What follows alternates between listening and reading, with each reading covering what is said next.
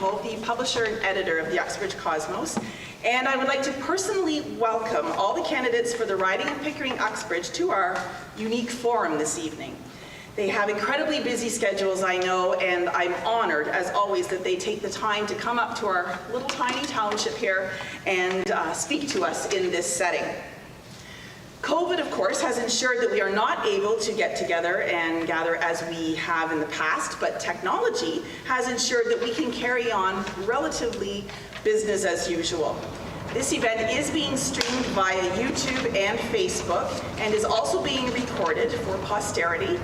The recording will be available on both the Uxbridge Cosmos website, thecosmos.ca, and on the Cosmos YouTube channel, Cosmos Uxbridge, likely tomorrow morning. I won't get to it tonight. Because both platforms through which you are viewing this forum have chat.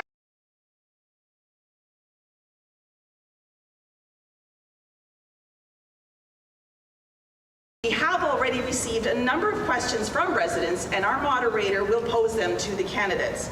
If you do not hear your question raised, please feel free to write to us in the chat section, and we will do our very best to relay your question to the moderator. We do ask that viewers please refrain from making negative or rude comments in the chat spaces online. Thank you very much for taking the time to join us this evening.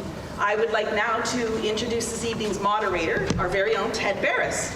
Ted is a journalist of a very, very good local newspaper, a broadcaster, avid historian, and, if we may be so bold, a local celebrity in his own right. He has moderated most of all our candidate forums that we've hosted, and he will be moderating this evening's proceedings. Ted. Thanks very much, Lisha. Good evening. It's a pleasure to be back in front of you in this situation at all, because so much has changed in the last 18 months. It is a pleasure to be a part of this event to help us understand the issues and what the candidates' views on them are.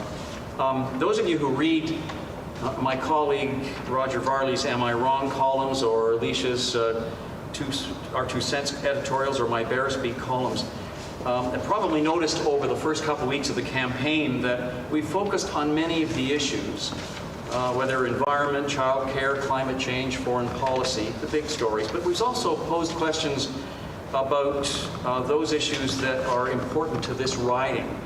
Things such as development, infrastructure, and certainly health and education, even though that might be perceived as a provincial issue. Certainly during the pandemic, all that has changed and broadened to include the rest of the country. So these are some of the issues that have indeed been raised in the questions that we'll pose on your behalf to the candidates. Just as an aside, and I always like to do this because we sometimes forget this. I've just finished writing a story for a Canadian national magazine about the aftermath of the pullout of in Afghanistan of Canadian forces. I interviewed 2 Canadian veterans about their reflections and assessments since the recent pullout of NATO troops and the retaking of Afghanistan virtually by the Taliban. Incidentally, one of those 2 gentlemen is Jeff Peck, whose family is a long-time contributor to so many activities in this town, and he, of course, served 27 years in the military to this day. Saturday marks the 20th anniversary. It's been 20 years since the 9/11 attacks on New York, Pennsylvania, and Washington. And I can't help but think of the relevance of that anniversary and this federal election. This forum, albeit in just one constituency in this country, reflects Canadians' strong belief in a freely elected parliament. We are a working democracy where votes, not violence, determines our future. After 9/11, everybody kept saying the world has changed. True. But the thought I offer tonight, and I've done this many times, and I'm not an original thinker in this fashion, is that the one thing that did not change after 9/11 was that this country's commitment to belief in and defense of the vote remains eternal. Canadian elections remain free and open to the eligible voter. And no matter what race, gender, cultural background, lifestyle choice, or political affiliation, every citizen continues to have that right in this country. That's why tonight is so vital. Candidates Forum is an endorsement of that enshrined right. It encourages us not to be apathetic. I hear so many people say, oh, I don't care about the election. You're the enemy of this election if that's the way you feel. Get involved. Listen, question, research. Listen to what has to be said tonight. But participate. It is your right to do so and your obligation to offer a vote and exercise your franchise. So make that choice. We hope that you don't take it lightly, no matter how many 9/11s or pandemics we face. I'd like to add my thanks to Lisha van Nieuwenhove for really underwriting this entire evening, and a thank you to the Cosmos, my colleagues, and to our readers who have helped support this. For those who may wonder about the circumstances here in the Arena Community Center tonight, we've allowed a minimum number of people in the building, the candidates, a few of their colleagues, and the Cosmos reporting team. You'll hear from Roger Varley shortly, and also the other Cosmos people who helped set up our tables and so on. If you're just joining us, in case you missed what Lisha was saying a few minutes ago, and you'd wish to pose a question to the candidates, use the social media links that are available to you to contact us, and we'll try to get your questions to the candidates, bearing in mind that many of you may ask similar questions. I'll try to synthesize them and make sure that at least that point gets covered. The four candidates here tonight have drawn lots to determine the speaking order for the opening and closing remarks. Each one has 5 minutes at the beginning, in opening statements, and 2 minutes at the end to wrap things up. As the Cosmos reporting staff and as I, as the moderator, present questions, if the question is directed at a specific candidate, she or he will have 2 minutes to respond. I'm guessing that the others will want to respond. They will have 2 minutes each to do the same. Following the questions from the Cosmos reporting staff, from the staff, we'll pose questions that you've raised, either dropping off notes, sending us emails, or the live ones that come in during our transmission tonight. We'll try to bring into the mix those questions that you pose. Again, use the YouTube Cosmos site or the Facebook page, and we've got folks monitoring those to make sure we get the information to me, and I'll attempt to synthesize and present. So let's get to the candidates and hear those opening remarks. According to the draw of the numbers, the representative from the People's Party of Canada, Corneliu Ciusu, is our first speaker tonight. You can either use from the stage from there, Corneliu, or use the lectern, whichever's comfortable. Okay.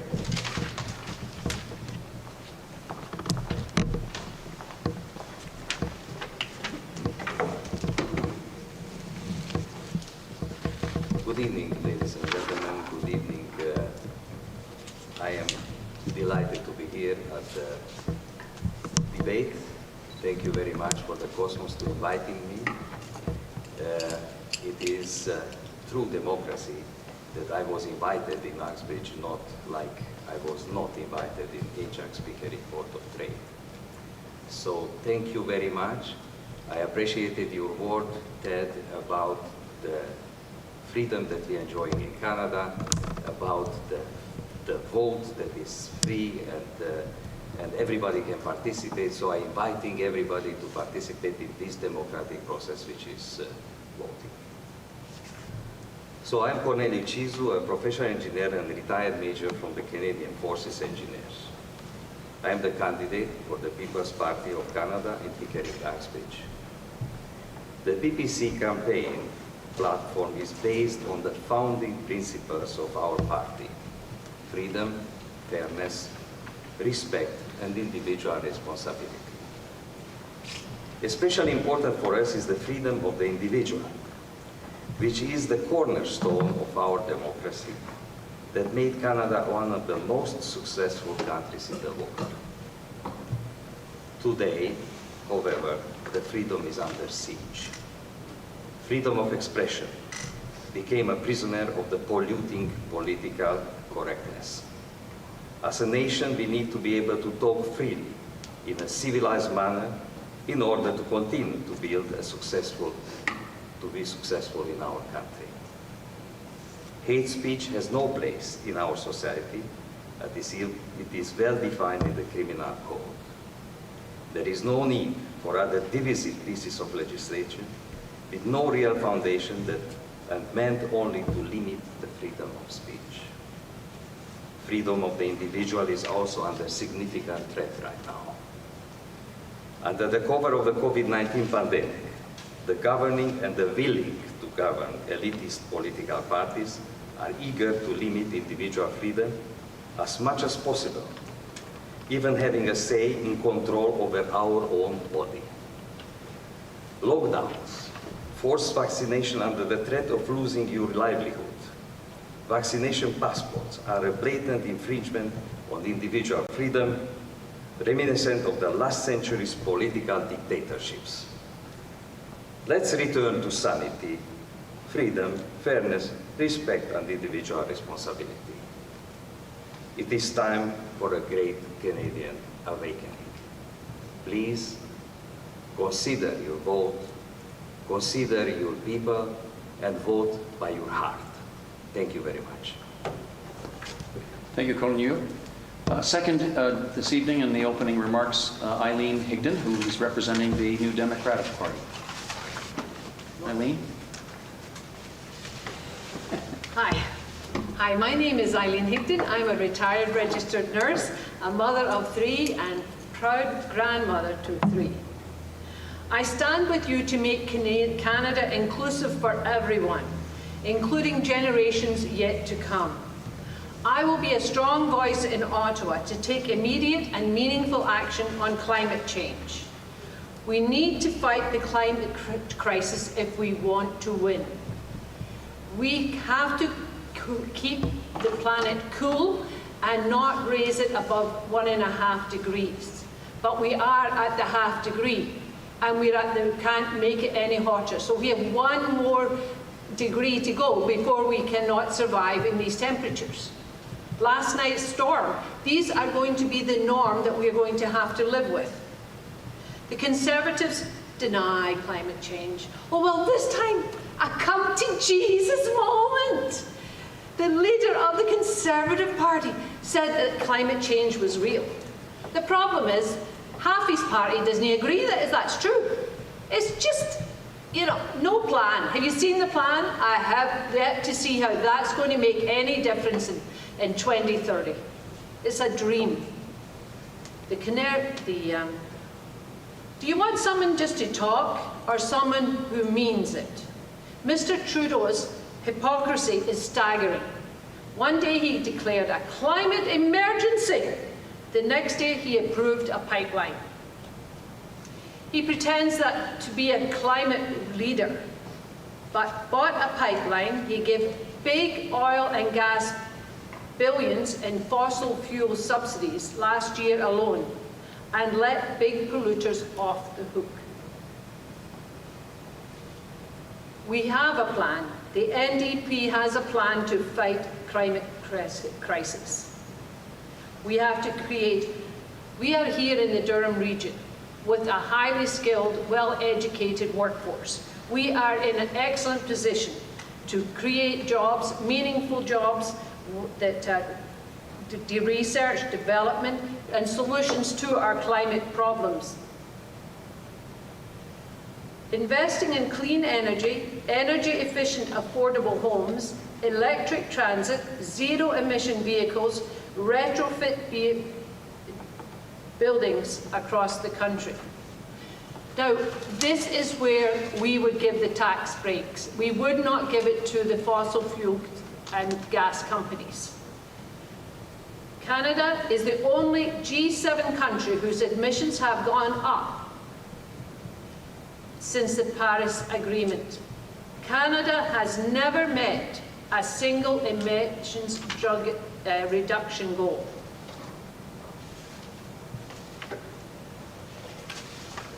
Liberals and Conservatives choose to make their life easier for the wealthiest, while ordinary Canadians are struggling to get by. Between housing costs, price for prescriptions, student loan debt, childcare, our costs keep going up and up. but our paychecks don't.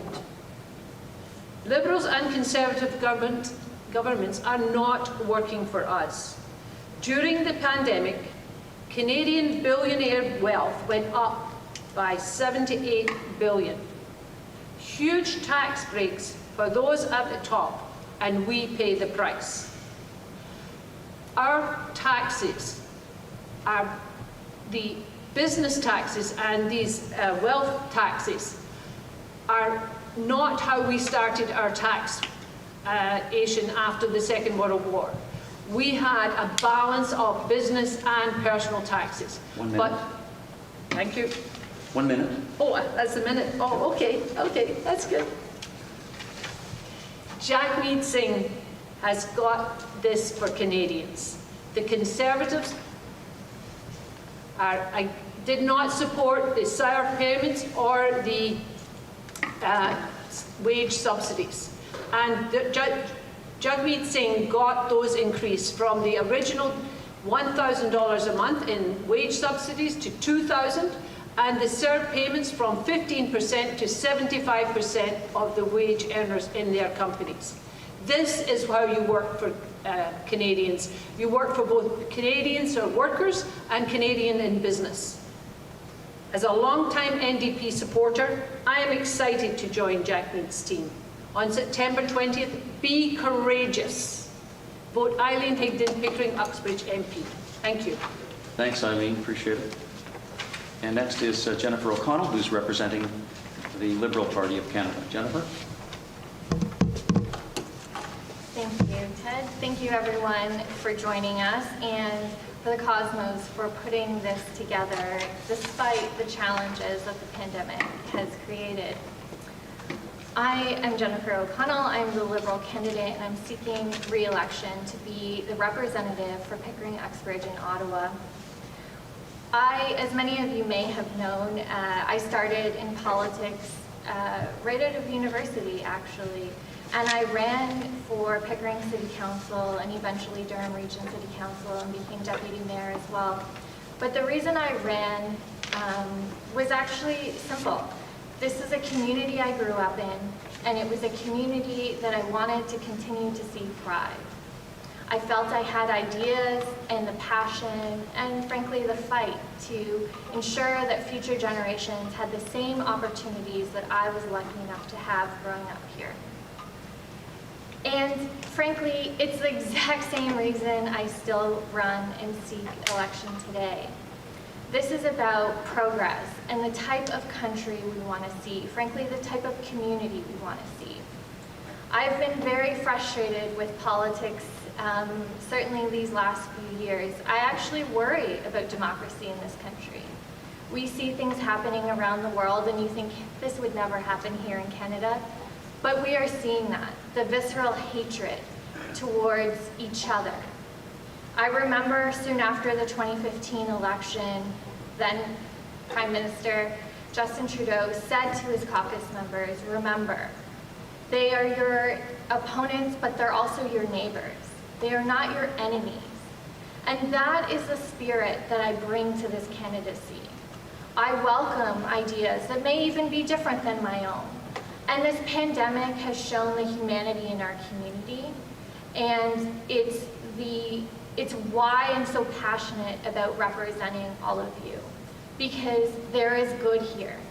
And we have to fight back against the noise, against the anger, and we can't allow the few to distract us from the very real progress that this country, that this community needs to move forward on.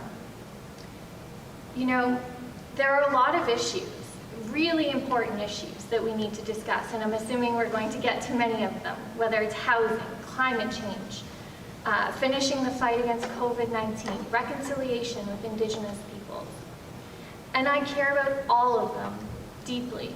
And we all will probably have ideas on how to get there or what more needs to be done. But none of that matters if we can't get through this pandemic, if we can't finish the fight against COVID-19. And our plan is to stand up for Canadians who have done the right thing, Canadians who got vaccinated, who kept their distance, who stayed home, businesses who unfortunately had to close during different points of this pandemic.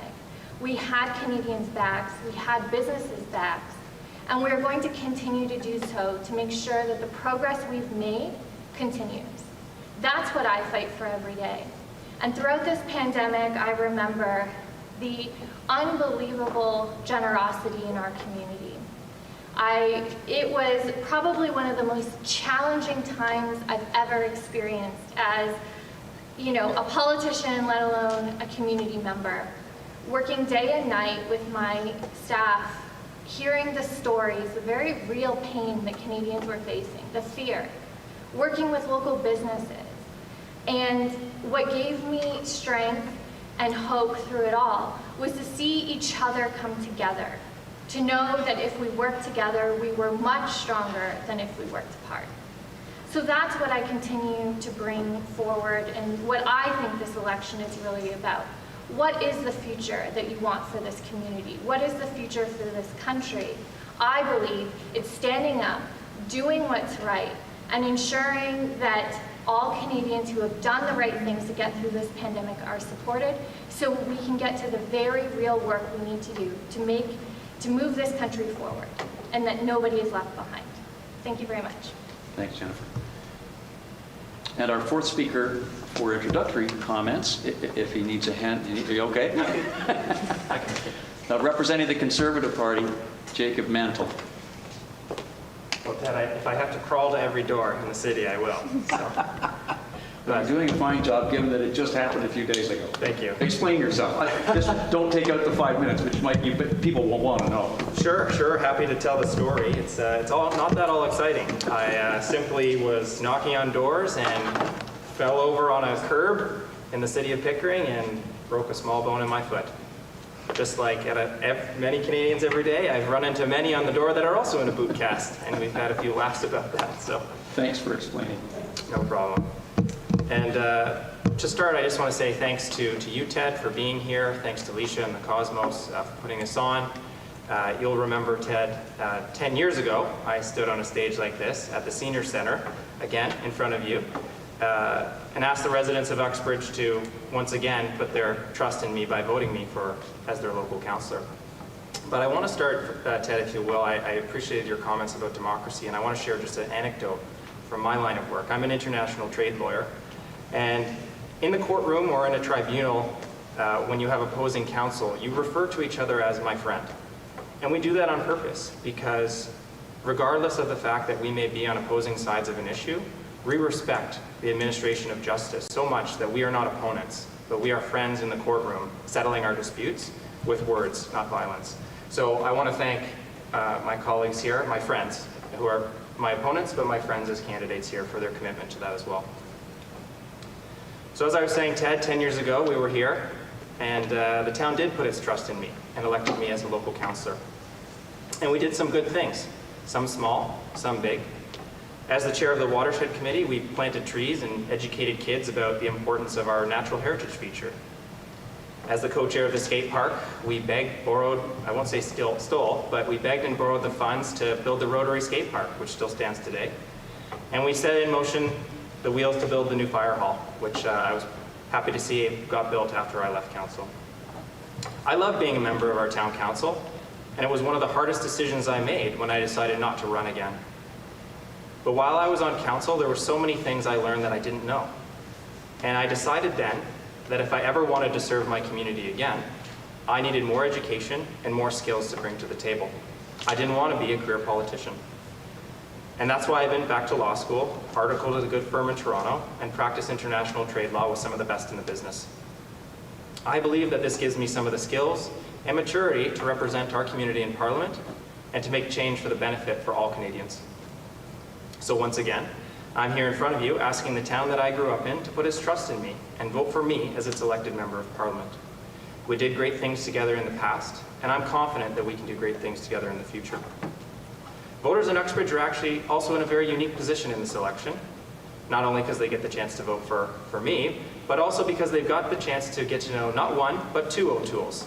First, John O'Toole, as our longtime member of provincial parliament, and then Aaron O'Toole as our elected member of the House of Commons. And throughout this campaign, and indeed the last 12 months, lots of things have been said about Aaron. But I suspect that Uxbridge voters are fairly discerning and can decide for themselves based on their experience whether Aaron is fit to be Prime Minister. And I think they'll come to the conclusion that he is. They've worked with him on local issues and personal issues to get things accomplished. And as leader of Canada's Conservatives, Aaron and our caucus has put together a concrete plan, Canada's recovery plan, to secure the future for all Canadians. And so together, we will secure jobs by regaining the jobs lost during the pandemic. We will secure accountability so that the Prime Minister isn't making decisions that will benefit his family. We will secure mental health by creating a national suicide prevention line and providing funding so that more Canadians can access mental health services. We'll secure the country by creating a strategic stockpile of essential products and build our capacity so that we can make vaccines here in Canada. And we'll secure our economy by balancing our budget over the next 10 years. And just as we did 10 years ago today, I'm confident that we can, again, together as a town and as your representative, do great things for the future of Uxbridge and great things for the future of our community. Thank you. Thanks, Jake. Jacob Mantle from the Conservatives. Okay, thank you very much, candidates, for your introductory remarks. You opened a number of issues which are callers, letter writers, note droppers off at the office have handed to us, and I'm going to try to put them into some concrete thoughts that you can address. But before I do that, I want to yield the chair to my colleague, Roger Varley, who represented the Cosmos. Do you want to use the lectern, Roger? Who, as you know, spends a good deal of time listening to this community, not just Uxbridge, but beyond, synthesizing what people are talking about and expressing the concerns he has. But he's also been canvassing to find out what people are talking about and the questions that they've raised.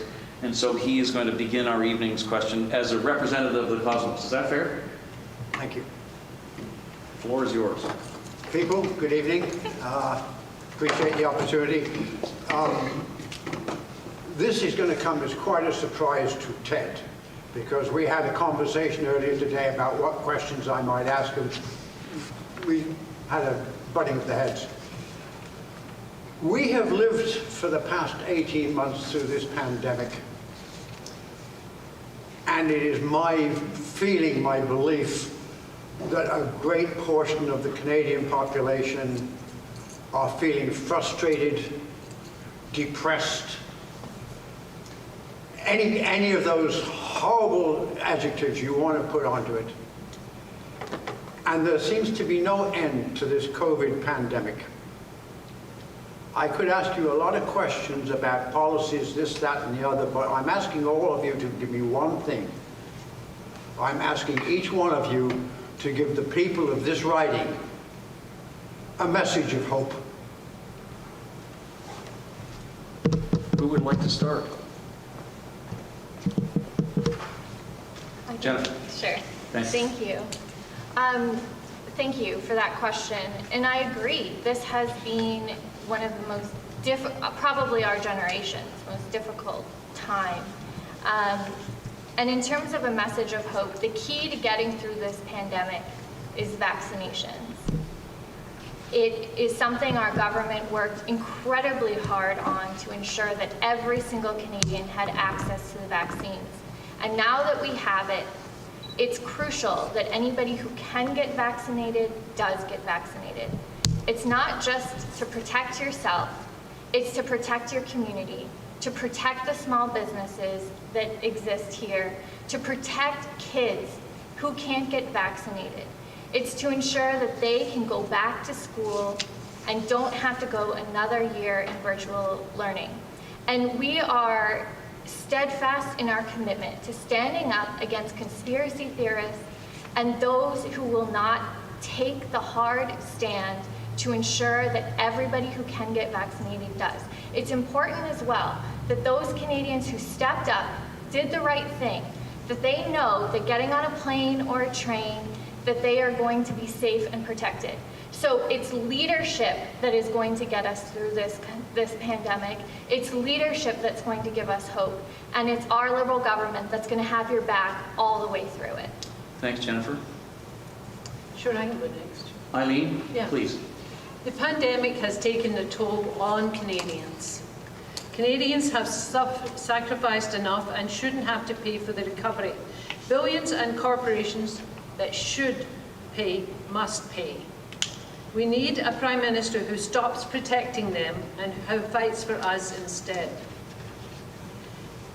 Here we need the vaccines, as Jennifer and Jacob, we all endorse the importance of doing vaccines and being vaccinated. When you have a mother who sends her child, knowingly that that child has been exposed to COVID, and takes it to a nursery school and infects 11 other people, we need passports. We need people to prove that they've had them and their children and are protected because their parents are vaccinated. If your parents get sick, it's highly likely your child will get sick as well. Jack Mead doesn't answer to the powerful. He fights for the people. He is real, he's positive and determined. The leader we need right now. Jack Mead has won the help for millions of Canadians in the pandemic with better income supports, wage subsidies for business, supports for youth and sick workers. 30 seconds. As Prime Minister, he'll do what Justin Trudeau will not do. Make the ultra-rich pay for the recovery and deliver on things that people need. Thank you. Thanks, Eileen. Go ahead. Good, please. Okay. Thank you very On much. Roger's question about hope. Thank you very much. It is a hope that the pandemic will end. However, speaking about the vaccination, that must be a choice for people. Our leader is, if somebody wants to get vaccinated, go ahead and get vaccinated. But don't force people to get vaccinated. May I ask you if you are vaccinated? I am vaccinated. Thank you. No problem about that. But the fact is this one.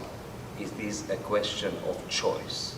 It is a freedom of individual. Freedom of individual on their own body. So we cannot make a rule for the abortion when we are speaking that you have a freedom of choice and freedom of things about looking at your own body, and you are looking at the vaccination forcing people to get vaccinated, or otherwise you are losing your livelihood. It is a big problem of freedom, and we need to address that one. If I am looking at the leaders, so the governing liberals, they made vaccination. Trudeau, Mr. Trudeau and Erin O'Toole, they went on the camera, they get vaccinated with AstraZeneca. What's happened after? AstraZeneca is not, and vaccination is approved in Canada, but it's not approved in the United States. So probably for this is the reason that the Canadians cannot travel in the US. And then you have the cocktail vaccination, advised by the medical profession, who is telling you one thing at the beginning of the pandemic, don't wear masks because that is against the human rights, against discrimination and so on. And now after a couple of months he's telling wear double mask. 30 seconds. So the issue of vaccination is belonging to people. You need to convince people to get vaccinated, not force them. That is infringement of the freedom of the individual. Thank you. Thanks, Colin. Jacob? Thanks, Ted, and thanks, Roger, for the question. And I'll just start by probably stating the obvious, that the pandemic has sucked for a lot of people in Canada. You know, I'm very privileged that I work in the knowledge industry and I was able to work from home, but not everybody was able to do that. Many people were closed out of their businesses, lost their livelihoods, lost their homes. And so it's been tough. So let's just acknowledge that. But the message of hope is that we will get through this. And Canada's Conservatives have Canada's recovery plan, which is going to get us through the pandemic. It's going to get us into recovery and get us back to normal. And that means vaccinations and testing, because this virus is not going away. It will continue with us. It will change, and we're going to need to adapt to it. That's why our recovery plan has a focus on domestic manufacturing of vaccines, rapid testing, many of which are not approved and stuck in bureaucratic red tape. But we'll get through that with leadership on a recovery. So my message to all Canadians is, choose the Conservatives, choose leadership, and we will get through this pandemic together. Thanks, Jacob. I remind you that you don't need to look at me. The audience is at the camera. This is very awkward for candidates because normally there'd be a couple of cameras and so on. Please direct your thoughts to the people who are watching us on YouTube and Facebook and so on. I'm getting it, I'm hearing it, and I appreciate that. But I would like to take Roger's question and make it a slightly more pointed, and if I can get a short answer from each of you. Because I think it's been muddied by all the parties. In your view, this is about the vaccination, in your view, should it, I'm certainly for Mr. Chizu, this would be, it's the obvious not the case. Should it be mandated that this country, everybody, is forced to get the vaccination, given the science that we've heard about for 18 months? A quick response from each of you, and I'll give you the opportunity as well. Should it be mandated, according to you? I suspect, okay. And you've made clear why, and I understand that. Yes. When we have vaccinations of 80% of the population and up, there is coverage there. And we're slowly edging towards that. And our numbers are coming down here in Ontario. It's crowd vaccination power. So the thing that we don't see, do you remember how hard it was to get a no smoking in buildings? It was extremely difficult, and people refused and denied any implication of harm by second-hand smoke. This is what we're talking about. If you want the rights, then rights come with respect others, and being responsible for your actions. To take your child into a nursery daycare is irresponsible. We need passports. That is a comfortable way. If you knew everybody in this room was vaccinated, you put your level down, your stress level goes down. Okay. Jennifer? Jacob? Sure. Thanks, Ted. Looking at the camera. We've been clear. Vaccines are safe and effective, and if you can take them, you should. We know that members of our community, there are some who cannot. But to answer your question, no, we do not believe that vaccines should be mandated. We do believe that if you choose not to take a vaccine, that you should use rapid testing to protect those around you and the businesses you go to. And I think that's a reasonable ground to respect people's individual choices, but to educate them on the benefits of vaccine. And I think that's important. You know, we don't want to bang them over the head with threats and intimidation. That's not how we do things as Canadians. We educate and encourage our neighbors. Can I ask a question? The cost of a saliva quick test is about $65 to $70. Should I, as a vaccinated Canadian, pay for that, or should the person who's not vaccinated pay for that? Yeah, please, Jacob. Yeah. Well, first I would say those are incorrect facts. I've looked at costs of rapid tests. A recent saliva test was approved in the European Union, and you can buy it at a supermarket for $2.50. So I think that's wrong, number one. I'm quite prepared to be wrong. I'm just saying that the information I have is not current today. The problem is we don't have those rapid tests approved in Canada. For the reasons I don't know, maybe Jennifer can enlighten us on that.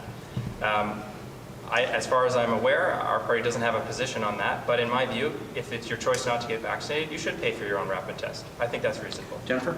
Thank you. Well, I think there are two distinctions here. Ted, you mentioned about forced vaccinations. No, I think everybody has the right to determine what happens to their own bodies. However, you don't have the right to infect others. And that's where the mandates come into effect, and that's where certification comes into effect.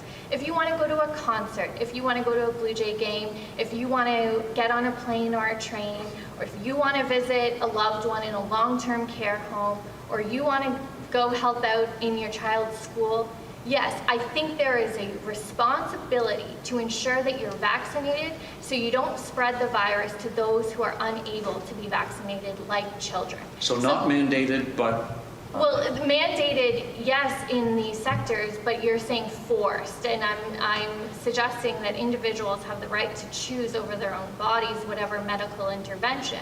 But the difference is... But how different is that from what Cornelia said? Because I'm saying that there are, if you want the rights to get on a plane or a train or work in certain fields like the federal government where you're going to be exposed to other Canadians who may not be able to be vaccinated, then yes, it should be mandated. Okay. But, and so I just want to point out one thing. In terms of the Conservatives' plan, they say they're going to vaccinate 90% of Canadians by sending out pamphlets, but they've yet to even be able to vaccinate 90% of their own candidates. And I think this is where leadership comes in. It's important that Canadians step up and do the right thing. And the Conservatives are pandering to conspiracy theorists, and I think this is where Canadians see the difference, and Canadians know that doing the right thing and ending this virus is by people getting vaccinated. Thanks, Jennifer. I'm going to give you an opportunity because I want to take a couple more minutes and take it a step further. We've now heard for the past month the ping-ponging between federal and provincial representatives at the toing and froing would be perhaps more appropriate on whether we should be using passports to help businesses in this country survive and also to keep people safe. We've seen back and forth. Give us some sense in that obviously provincial and municipal decision-making area, but over which you have some power, your view on vaccination passports. Cornelia? Well, when we are speaking about the vaccination passports, you are starting to limit the rights of people who choose not to get vaccinated. So, but they are under the threat to losing their job if they are not getting vaccinated. That is very clear stated by the governing Liberals and also underlined by the Conservatives. Very clearly that, we need everybody to get vaccinated and, just a difference of nuance, not a difference of principles between the two main parties here. Of course, I'm not speaking the NDP. The NDP is always on the same line, forcing people to get vaccinated, forcing people to pay more taxes and so on. That's it. Okay. But the fact is, you are creating a two-tier citizenry. In the country, you are creating division instead of creating unity, which is, the unity is building the country, and the disunity is ruining the country and is destroying it. Thanks for your thoughts on that. I want to give each of the others an opportunity to talk about the vaccine passports. Who wants to go next?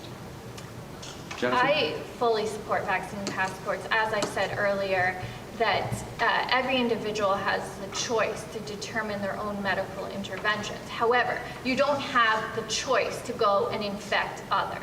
And that's where passports or certification comes in, that if you want to support small businesses and ensure that further outbreaks and further closures don't happen, that we would support businesses with certification. And Ted, as you point out, this is a provincial and in some cases municipal responsibility. That's why our government committed to help pay for the certification technology or process, whatever provinces and territories decide.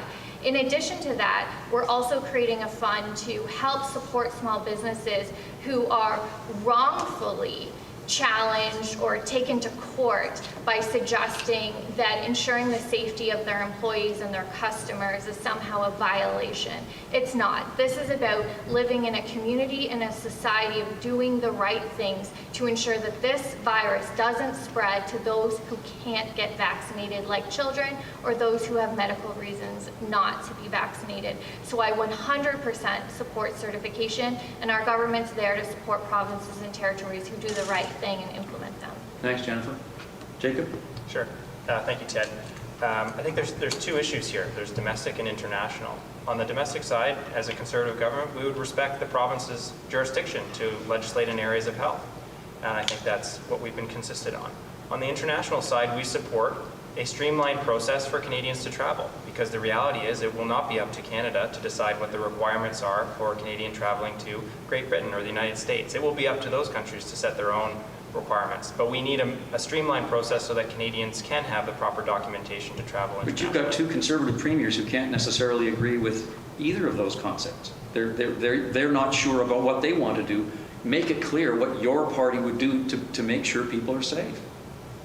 Our party supports vaccines because they're safe. We respect provincial jurisdiction. I can't tell Doug Ford what to do. I can't tell any premier what to do. And nor should any federal government do that or attempt to do that. That's why we have a binational system like that, with provinces that have rights and responsibilities and a federal government that has rights and responsibilities. So, I can't tell those premiers how to run their province, and I won't do that. And a Conservative government will respect those prerogatives. On the international side, we will make sure that Canadians can travel, and whatever the requirements are, we'll have a streamlined process so that you can travel again.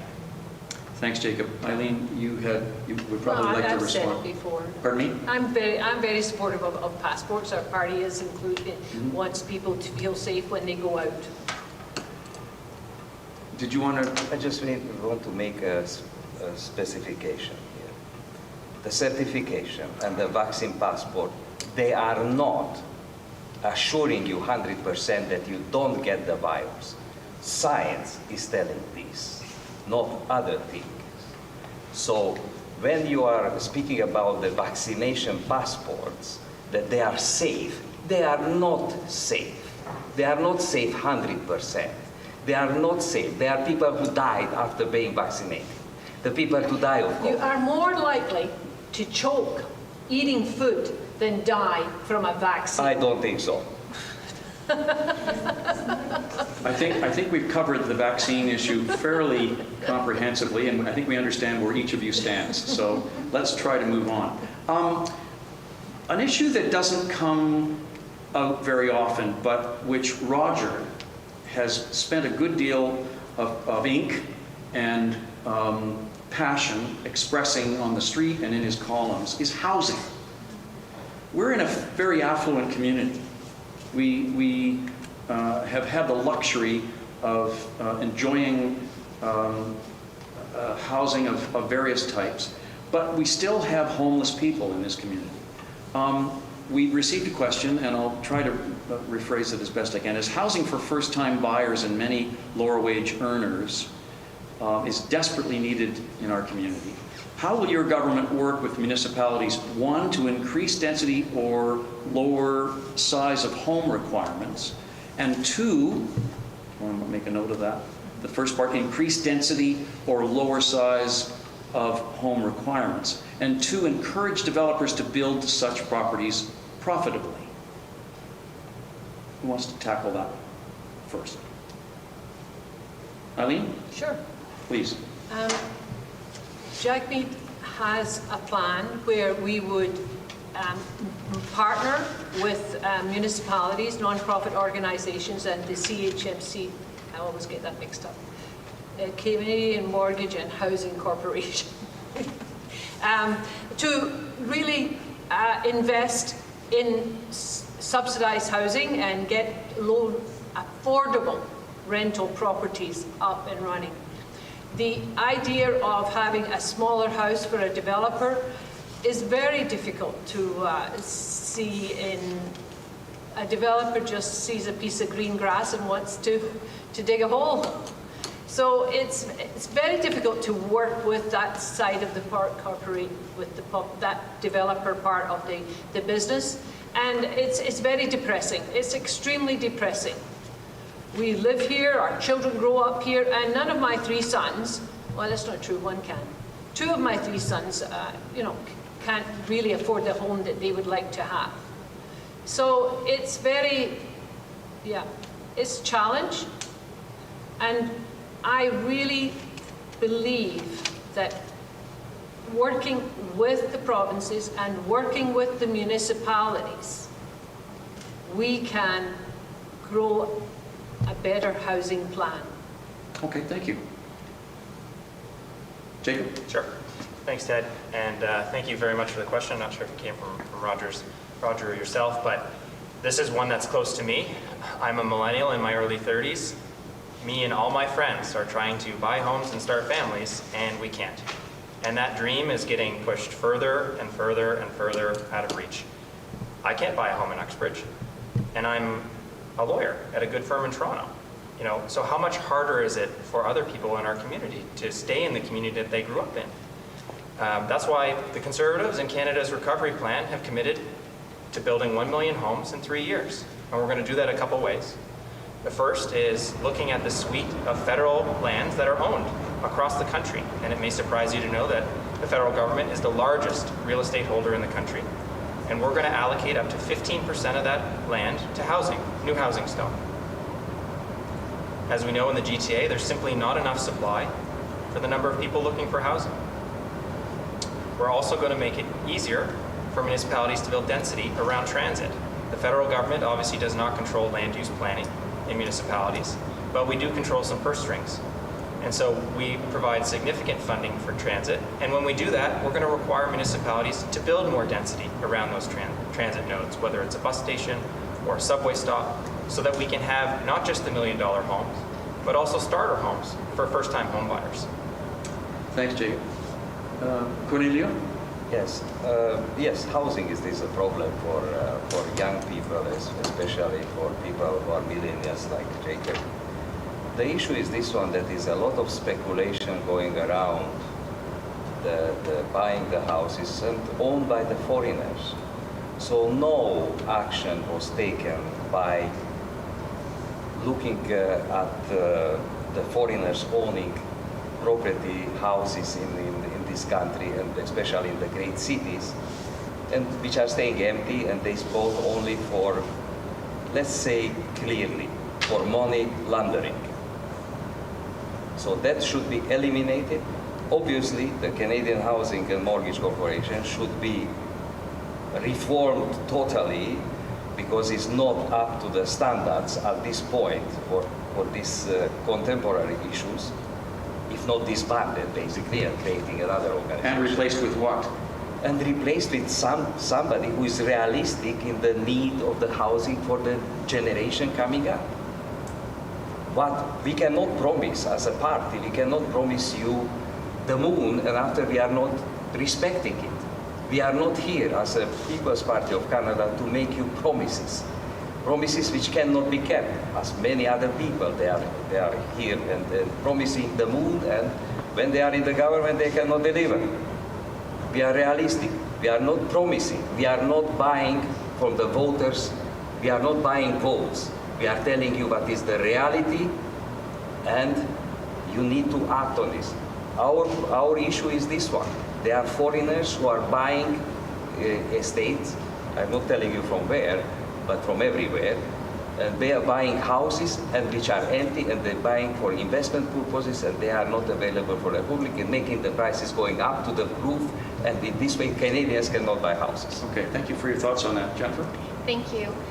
So the housing issue is significant, of course. We all know that.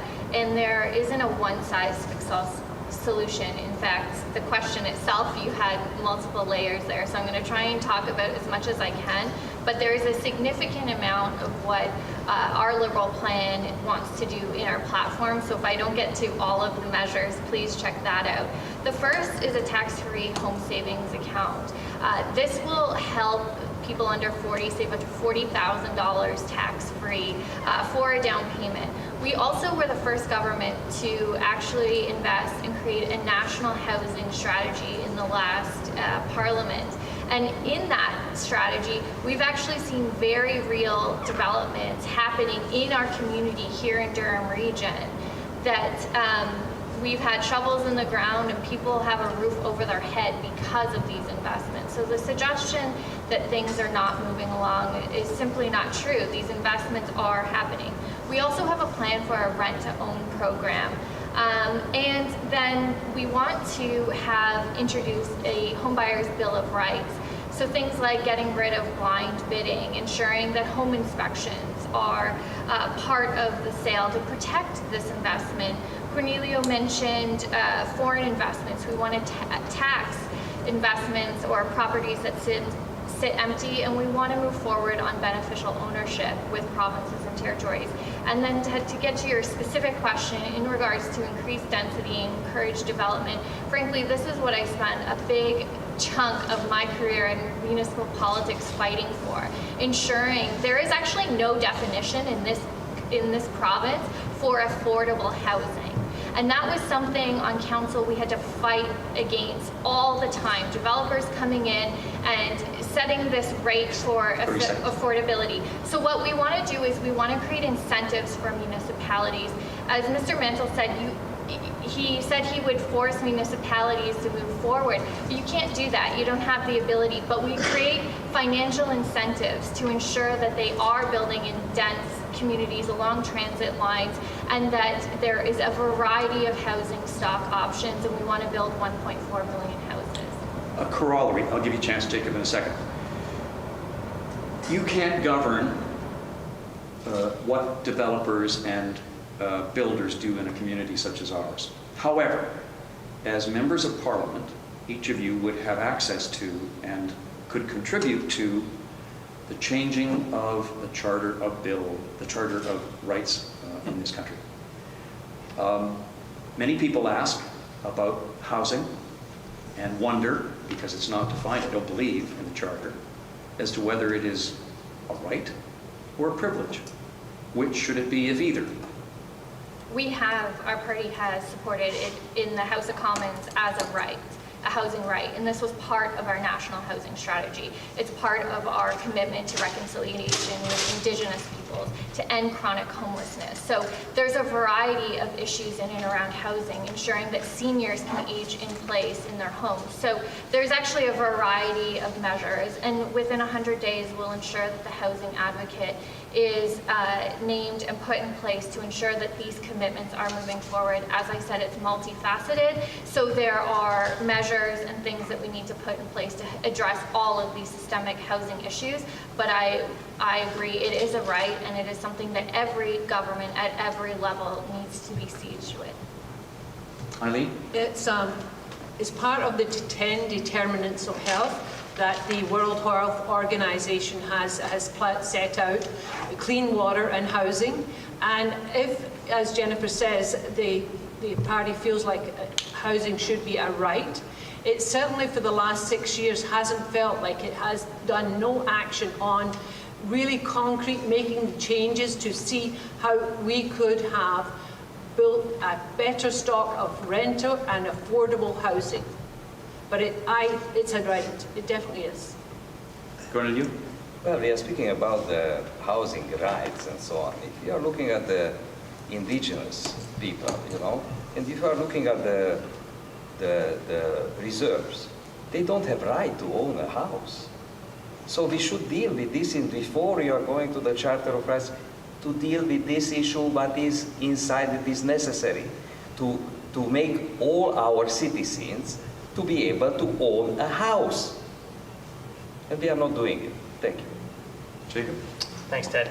I guess I would have 2 questions in response. If housing is a right, what steps has the Liberal government taken to amend the Charter of Rights and Freedoms over the last 6 years?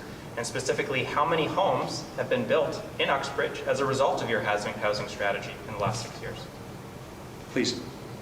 Well, we did take that position in the House of Commons. We supported the motion that housing is a right in a charter. Motion doesn't amend the Constitution. Thanks. You asked me a question. If you want me to address it, then I would suggest not speaking over me if you want the answer. But in terms of housing in this community, one of the biggest issues in Uxbridge actually is infrastructure before we can actually get to building housing, because there's a lack of access for stormwater management, for sanitary sewer. So actually, in order to build more houses in a community like Uxbridge, you have to first understand the issue, and the issue is infrastructure. And that's why our government has invested historic amounts of infrastructure right here in this community. Mr. Mantle spoke about Mr. O'Toole representing this community, yet they didn't invest in Durham Region. Durham was constantly left out. This was one of the biggest reasons why I ran against the Harper government, which Mr. O'Toole was part of, because our communities were left out. So we have been investing right here in Uxbridge, sanitary sewer systems, stormwater management systems. We've been building them to deal with climate change, and in investing, putting those pipes in the ground is actually going to lay the foundation to ensure that additional housing can be built as part of our national strategy. But until you understand the problem, you can't come up with the solution. And that's why I've been a champion and an advocate for this community, and making sure that I come here and deliver real results for our community. Okay, Jacob, did you want to? Well, I would just repeat the question. How many houses have been built in Uxbridge as a result of your strategy in the last 6 years? I just answered the question that the infrastructure that we need in this community is critical before we can move forward on those investments. But we have been laying that foundation. We've been ensuring that our national housing strategy is working. We've been retrofitting housing right across Durham region. And again, there is a suggestion that the Conservatives are going to come in with this magical fantasy. They don't actually even cost their platform and address housing and the infrastructure that is needed. So it's our plan that's going to ensure sustainability for the long term for communities like Okay, Uxbridge. I think you've all made your points there. Thank you. I want to shift now to a topic that has been with us for at least 50 years, and it deals with the rights of women and the right to medically assisted death. As I introduce that, be prepared for giving me a concise, specific response to a question we've received from one of our readers. I want a very brief response to 2 issues so that our viewers and readers know your stance on them. Do you personally support a woman's right to have agency over her own body? And will you therefore support pro-choice legislation remain in effect in Canada? Yes or no? Secondly, do you personally support a human being's right to have agency over his or her own body when it comes to choosing a time of death in a dignified, pain-free manner, and therefore robustly support medical assistance in death as being accessible to Canadians? Yes or no? Okay? I give you an opportunity to expand on each of those thoughts, but we would like to get a concise response from each of you on those 2 issues. Who wants to start? Cornelia? As I said before, the freedom of choice, it is the freedom of the choice for a person, it is paramount for the freedom. So I agree, no problem. Person can choose whatever they want to do with their own body. They is all right. It is no place of the government to tell them what to do. Secondly, when you are speaking about the right to have an assisted death by a medical professional, I think you have the right to die whenever you want. But the medical profession, as I am a professional, the medical profession is bound to save lives, not to kill people. So the fact is this one, it is up to the medical profession to decide if they want to participate in the death of a person. It is not a choice, basically. It's the choice of the person of your own body to take your life or have it. But the medical profession, which is regulated, by the way, by the province, is they took an oath that they will go to save lives, not to take lives. Okay, thank you very much. Eileen? Today's medicine makes it possible for us to have people who aren't really able to do anything and just lie in bed, keep them alive and don't have. So it's a very challenging discussion, and it should be well spoken of and well talked out. And it should not be one doctor. It has to be 2 physicians or 3, whatever the medical profession lay out.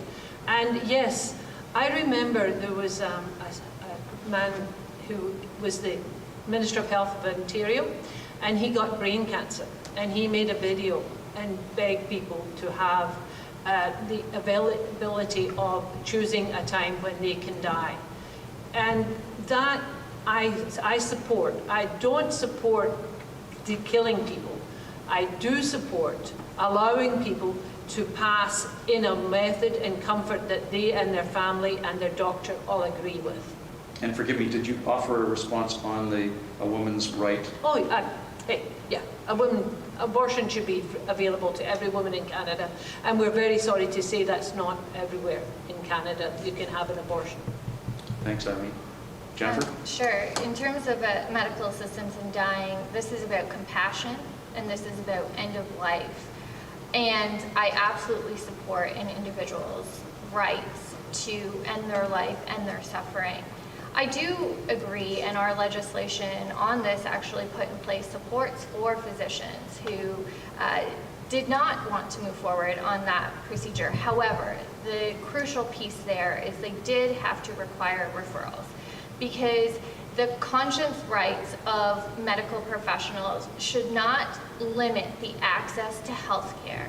And this is what the courts have upheld as well.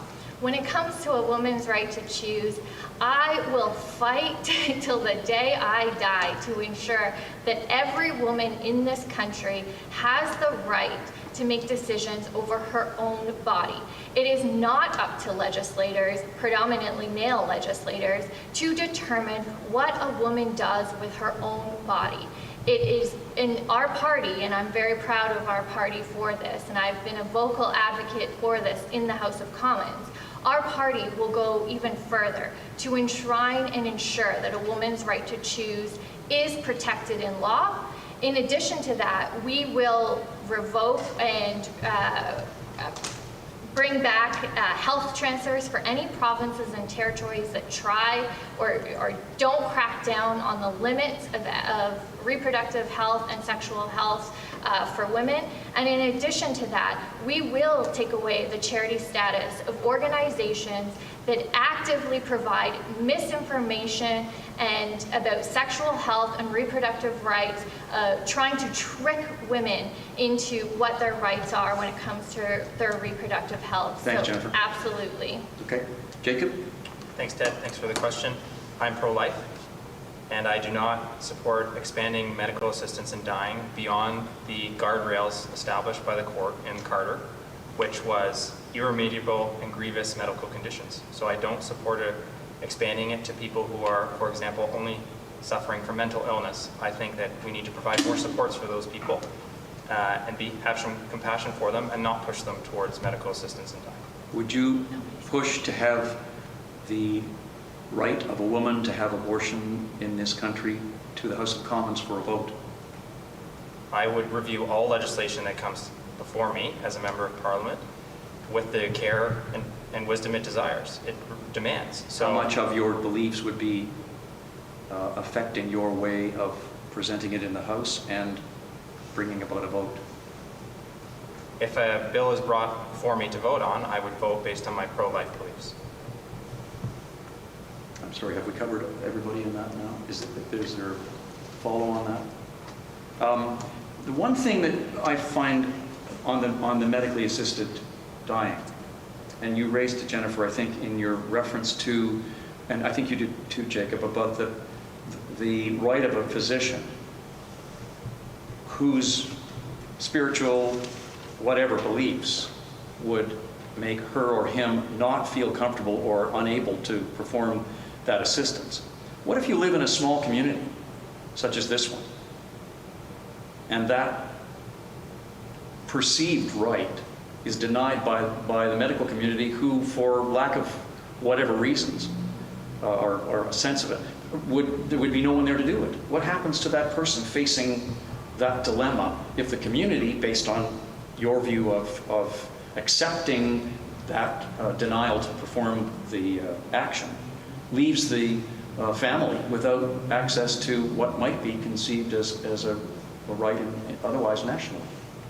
Well, let me clarify, because my position on conscience rights of medical practitioners, this applies to a woman's right to choose, health care for transgender Canadians, for example, something conservative members also plot to take away. The conscience rights have been supported and upheld in the courts. However, the crucial decision is that they must refer. You're absolutely right, Ted, that an individual's personal beliefs, if they do not want to perform the procedure, that they have the right to deny that service. However, they can't, through that denial, deny access. So for individuals in a rural community or a smaller community, if the only doctor in town refuses and won't give you a referral anywhere else, then that access is fundamentally denied, and that's what the courts have upheld as well. I do not support that. Our party is steadfast in saying that if individuals, practitioners don't want to perform a service, they must refer, and because there cannot be a backdoor denial of health care, whether it's for the LGBTQ2 community, women, or those who are suffering and want to end their lives. Anybody else want to take on that sort of corollary thought? What happens in the situation where, what did you refer to it as, a conscience right? Conscience right, okay. But right to refer is specifically defined by the courts, and that has been upheld in a position that our party fundamentally supports and has fought for. Okay, and the other parties, please? Yeah, we endorse the legal authorities and the law. We would it is important that they refer someone. That's right. Okay, thank you. Cornelia? I'm just telling you, it is very funny that we are legislating on life and death. I don't think so that is the place of the government to legislate life and death. I think that is somebody else who can tell when you were born and when you die. You cannot legislate these things. When you are speaking about one thing that nobody on this party are speaking about, the family. When you have a strong family ties, then automatically, and the government can help this family to grow and to face the housing issues and all the other issues, when they are supporting the family. The abortions are going down, the divorces are going down. The government is not looking at this. Nobody. It's time that we are taking measures that can be legislated to help the unity of the family, how it is defined. Okay, thank you. Jacob? Sure, thanks, Ted. I think we need to find a way as Canadians to balance the rights of medical professionals and those who are seeking medical procedures. I think Canada has done a great job in its history in taking people who have different rights and different views in our pluralistic, diverse country and finding a way to make it work. And I think we should do the same thing here. In some provinces, for example, centralized systems have been established so that patients who are seeking those procedures can get access to medical procedures while balancing the rights of conscientious subjecting medical professionals. So I think we can do better than saying it's one or the other in Canada, and we've done that in the past, and I don't see why that we can't do that now. So do you support right to refer for abortion, for health care for trans kids, for medical assistance in dying? Do you support the court's upholding and the government's upholding of a right to refer? I think it's not right to refer, it's effective referral, but I support respecting a conscientious objection, whether it's religious or it doesn't even have to be religious. What if it leaves a vacuum in a community? Well, this is what I'm saying. I think there are ways to address that. And the burden doesn't necessarily have to fall entirely on the medical professional. So you don't Provinces in support it? Ontario, the province of Ontario and other provinces have created centralized systems that allow patients to find a physician who will provide the service that they're seeking. But so if you believe Cornelia's view of the definition of being a physician or a doctor in this country is to abide by the, saving a life, not taking it away, that would eliminate everybody. How does a family face that horrible decision, difficult decision, if they only find out at the last minute that their community won't give it to them? I'm not sure on a hypothetical like that. I've never been presented with any facts that would say that's the case. And in fact, in the court decision, there were no facts to that was the case. I would just reiterate that I think we can find a way to balance the rights of medical professionals with the rights of patients to seek care. And I think we can do that in a way that respects those. In Canada, we have people that have different opinion, different religious backgrounds, different cultural backgrounds, and we have to find a way to all live together in the public square. And I think we can be smarter and do that. Okay. Would you uphold the Ontario Superior Court decision for medical assistance in dying? It was a court decision that upheld the ensuring that referrals are made for those who individually don't want to perform the practice. Would you uphold that court decision? Or as Member of Parliament, would you be part of a government that would challenge the Ontario ruling? Well, I don't uphold any decisions. Decisions exist and they are the law in that specific case. Then why are you running? If you don't want to stand up for something, if you don't want to stand up for our community, if you don't want to take a position and stand up, then why are you seeking election? I think I've stated what my position is. I'm trying to answer the question that you posed to me, so let me respond. Go ahead. So, I think we have to understand how our system works. And, this is a decision not from the Ontario Superior Court, from the Ontario Court of Appeal on this issue, in the CPSO case in Ontario, that ruled on a specific issue of effective referral. That in no way precludes Parliament from legislating on that issue, as in fact your government did with a further bill, Bill C7, to address that, another court case in Quebec called Truchon.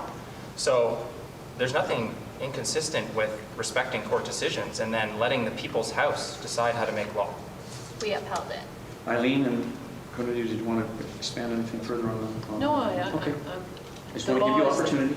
Thank you. Okay.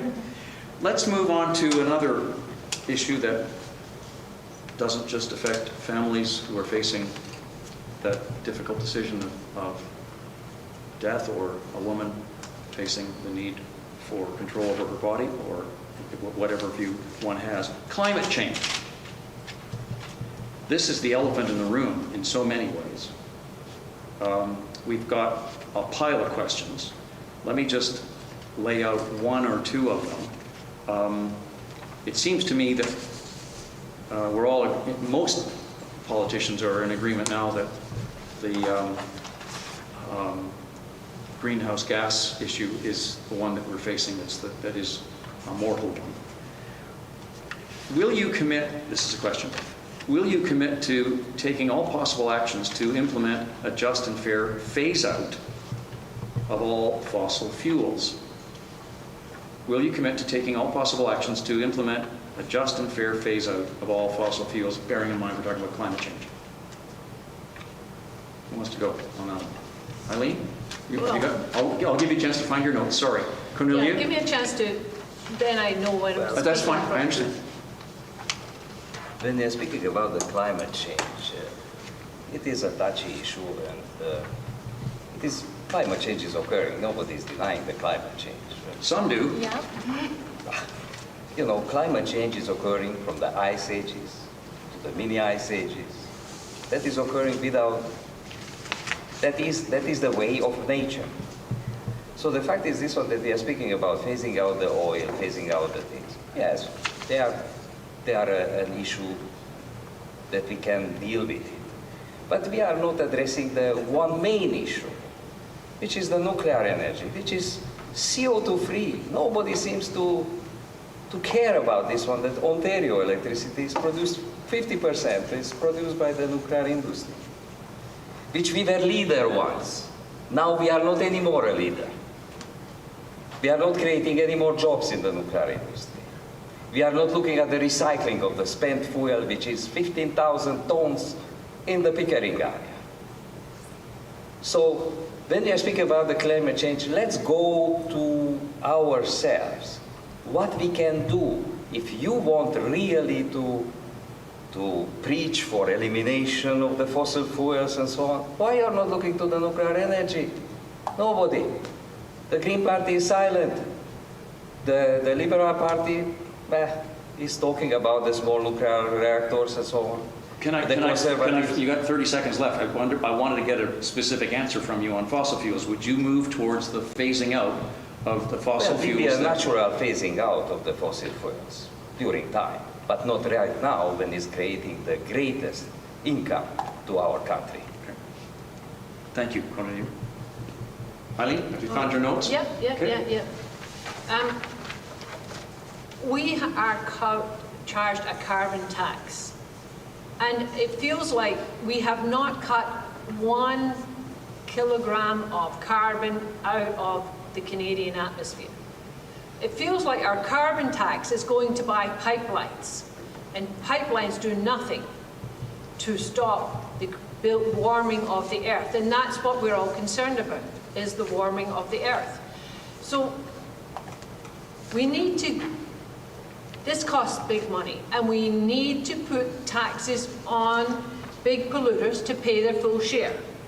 We need carbon pricing just as one tool in fighting against climate change. We've got a plan to fight the climate crisis and win. Cut emissions by more than a half and meet the 1.5 degree target that scientists say is necessary to prevent catastrophe. Create hundreds of thousands of good-paying jobs by investing in clean energy, energy-efficient, affordable homes, electric transit, zero-emission vehicles, retrofit homes across the country. We are the only country whose emissions have gone up since the Paris Agreement. I don't know how realistic it is to completely remove carbon emissions and toxins.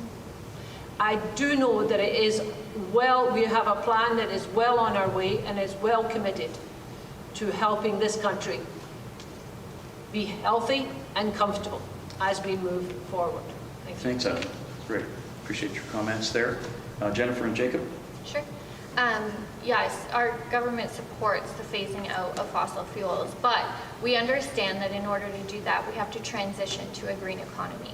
We understand that there are sectors in this country that rely on these jobs, and our vision in our plan to address climate change is to reduce emissions, of course, meet our targets, our 2030 targets, but we also have to ensure that nobody gets left behind in that transition. So this is why our plan has been, frankly, reviewed by expert economists that agree that our plan is realistic And in we don't, reducing. ours has been done by experts and environmentalists. The NDP's plan was actually voted third behind the Conservatives for an independent analysis.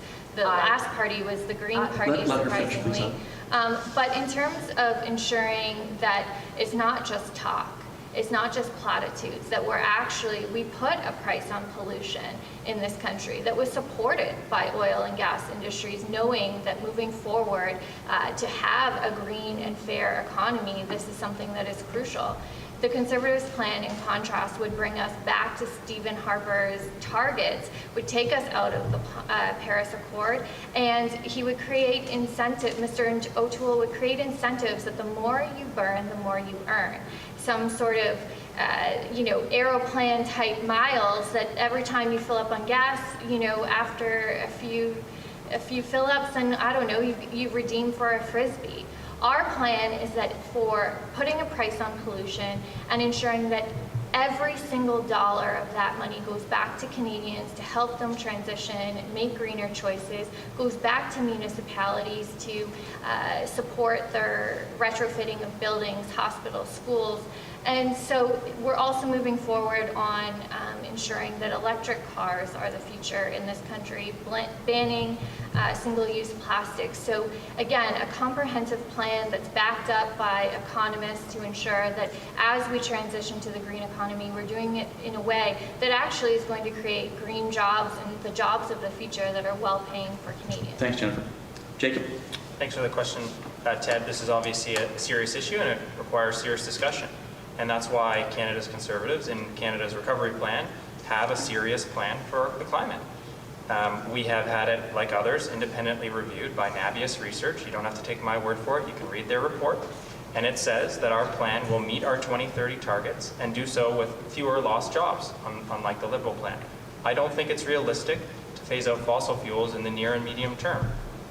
We use them every day, and a big part of our economy in the West is dependent on that. And I think it's unfair to pit Ontario and Quebecers against Albertans. We need to work together as a country to address this issue. But in fairness, we've seen the impact of the fossil fuels fueling and speeding up the climate change problem.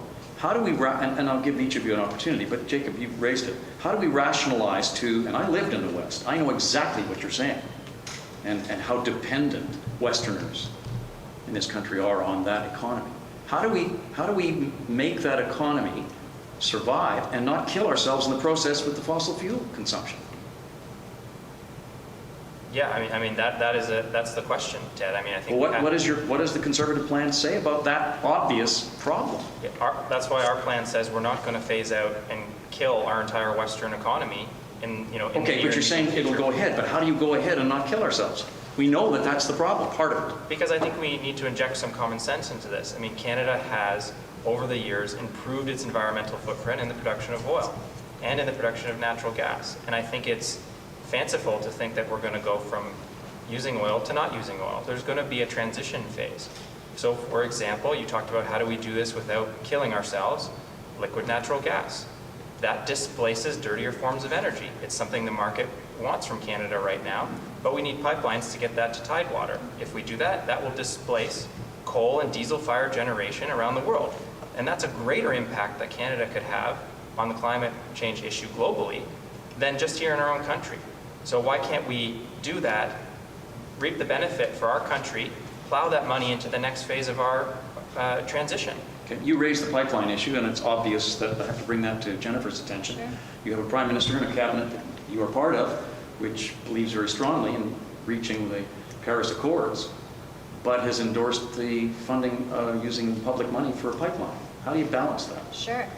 It's exactly what I was speaking about, the transition, that we know we can't turn off the taps right now, but it's every single dollar that comes from that investment is being reinvested in the green economy, in green infrastructure, into getting ourselves off of the reliance of oil and gas and pipelines.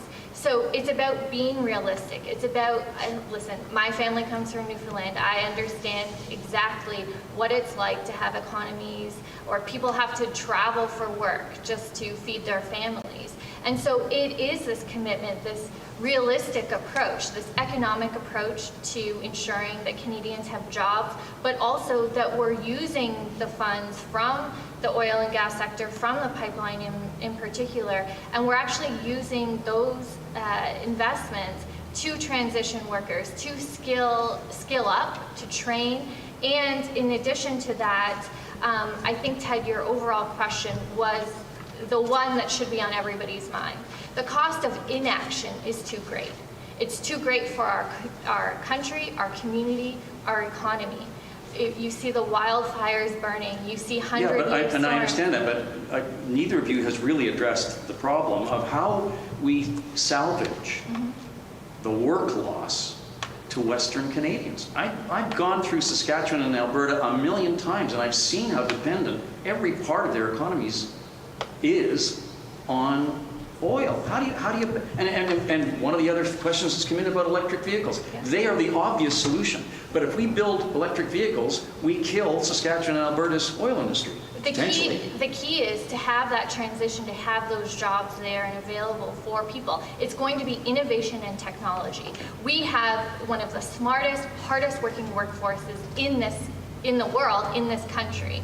And by replacing those jobs with good quality paying jobs, but we have to transition those workers. We have to give them the skills and the ability to do so. That's why in our platform, we talk a lot about the transition and the transition to technology and ensuring that we have the Canadian workforce, we have the educated workers, we have that skilled trade labor, and it's about replacing it, not getting rid of these jobs, it's replacing it with the green jobs of the future. Cornelio? I just want to say that when we are speaking about the oil industry, oil is not only just fuel. Everything that you are touching is made by has an input, shingles. So if you Pins, glass, everything. we understand. This one that we are Yeah. sitting down on. So we are facing a great hypocrisy in this country. On the other side, you know, the Alberta oil is only landlocked. So you are selling to the Americans for half a price. On the meantime, the Quebec and is telling, oh no, we don't own the pipeline, but we are buying oil from Saudi Arabia. So it's time to think about our own country, about Canada, how we are dealing with this fuel industry, how we are doing with the oil, which is our richness, our natural resource. We are the third largest country. We have this natural resource, and we cannot not bring it to us, to our people, to Canadians. Okay. Eileen? It's very simple. Create solar energy, use electric vehicles, and how do you do that? Well, you had a plan here in Ontario where you could put solar energy on your house and Ontario would buy that money, the energy back. But now it's got so expensive, the subsidy on that isn't worth the investment of putting the solar on your house. This is where the carbon tax should be going. Here in Durham, we have the very highly skilled, well-qualified people. And electric cars is an obvious thing for us to be working on. But then again, we need an electric grid across the country so that you can travel realistically across the Canada. Now, the Conservatives and the Liberals are looking at a national plan, and then they're going to impose that on the province. What Jagmeet Singh is bringing forth is talking from the beginning and the ground up with the other provinces to find out where we can come together and look at a national grid for electricity and how we're going to find that. And there are ways that we don't need fossil fuels to do it. I read it this evening, but it's gone. But there are ways, and you have to learn more. And I'm the one needing to learn more to be able to speak on it tonight. Thanks, Eileen.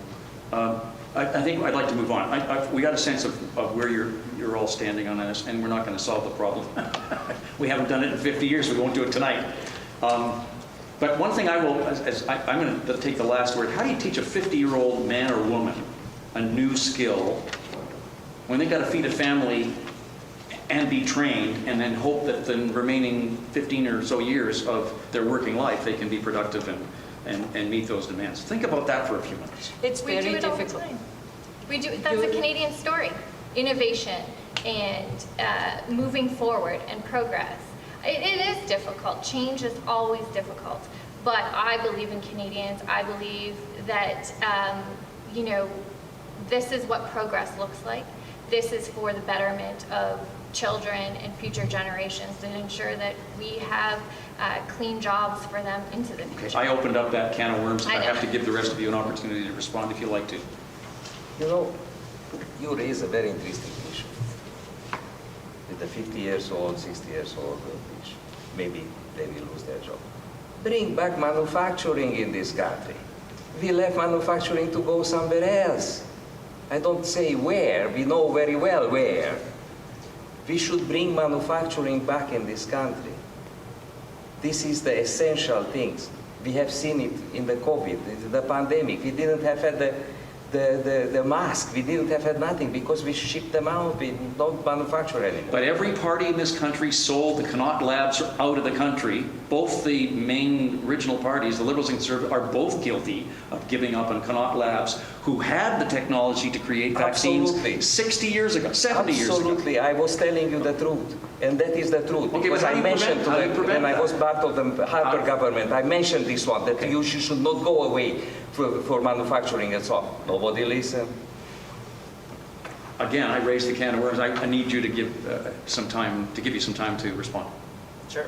Jacob? Well, I think Connaught Labs is still here. It's still one of the largest pharmaceutical production facilities in the world and in North America. It produces all sorts of vaccines. But So- it couldn't be in the forefront of this one. No, I mean, it's tooled to produce certain types of vaccines right now, and obviously it could not be retooled immediately to produce others. We had Canadian companies banging at the door saying, I can produce vaccines for this pandemic, and they were turned away by the Liberal government. Instead, they said, we're going to build a government-run and government-controlled facility, which has just been completed, but is not producing vaccines. So, I think the private sector has a role to play there. They helped develop the vaccines, helped distribute them, and we have that innovation in Canada. We need more of it. Jennifer? Well, I think the issue is we've learned a very important lesson in this country in terms of investments in science and technology. And this was something that our government started in 2015, unmuzzling scientists, rehiring the Prime Minister's science advisor for the Government of Canada. But we have since worked with, for example, we brought manufacturing back to this country. We have Moderna opening a facility in this country. It wasn't companies were available to make these vaccines and the government turned them away. That making these vaccines are very delicate, require really specific type of production, and it's making those investments, making Canada a place where those companies want to invest in this country to set up shops like that. That's what our government has been a partner for, and that's why you're seeing the fruit of that labor and why we have companies like Moderna now setting up right here in Canada. Eileen, I want to give you an opportunity if you want to say anything further. Sure. It's very difficult to go from what you do all your life and then you have to find something different to do. And we need a guaranteed income supplement. We need supports in place that people are not scared that they're never going to be able to maintain their quality of life. And that is the challenge of any government, is maintaining a quality of life so that these people will manage to move forward and give them the supports they need so that they can also flourish. We can't leave the 50-year-olds behind. We have to bring them with us. And that's why it's important that we're not an island. We are part of a community. And these billionaire companies have to pay their tax, a proper tax, because we are giving them, I think it's something like 10% of the billionaires earn in a year what 12 million Canadians earn. It is astronomical, the difference here. It is really important that we get those supports in place, and they are government supports until people can get going. But solar panels, we should be doing all kinds of things, but they seem not to be able to manage to get to agree with each other. Thank you, Eileen. Ethics. Every government, every party that wants to be government criticizes the other for not being ethical. We have a question that's directed at Jennifer this evening, and I'm condensing this to a couple of sentences. This person writes, and I regret to say that it's not signed. A lot of these have been. This is not. I apologize. This person says Trudeau has been accused of 4 ethical violations. This led to the resignation of 3 of the most intelligent women in his cabinet. Pictures of Trudeau have been circulated of him wearing racist blackface. Canadians are worried about rising inflation, when the average MP is making close to $200,000.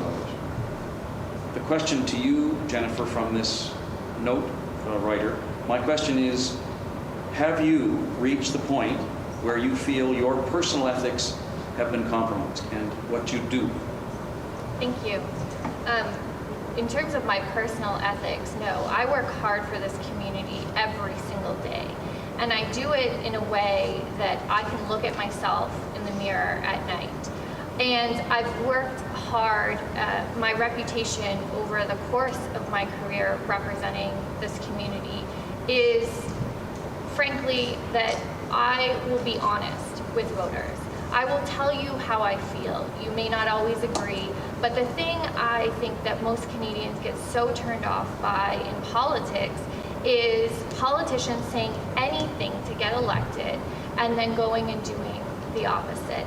When it comes to myself, my personal commitment to this community, to voters, I'm a straight shooter. I'll tell you exactly like it is.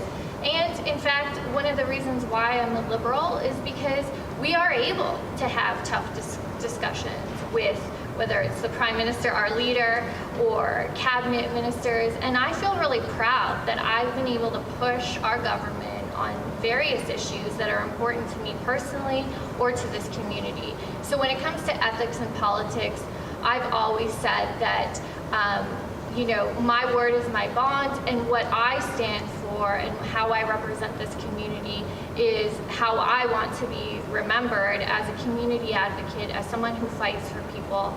And so in terms of the ethics, I think you're always going to get an honest response from me on where I stand on the issues, whether we agree or disagree.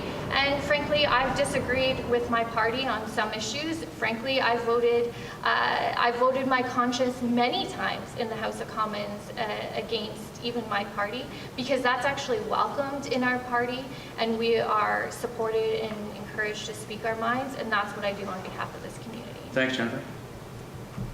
Eileen?